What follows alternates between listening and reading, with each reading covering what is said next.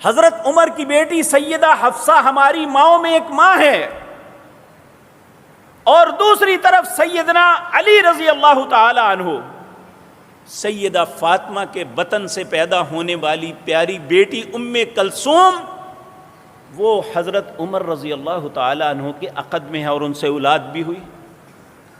عاصم جو ہیں یہ سیدنا عمر کے بیٹے اور سیدنا علی کے نواسے تھے۔ اگر یہ آپس میں مخالف تھے جو آج ہمیں بتایا جاتا ہے، یہ سیدنا علی نے ایسا کیوں کیا؟ پھر ایسی بدبخت زبان ہے، کہتے ہیں حضرت عمر نے یہ زبردستی کیا تھا۔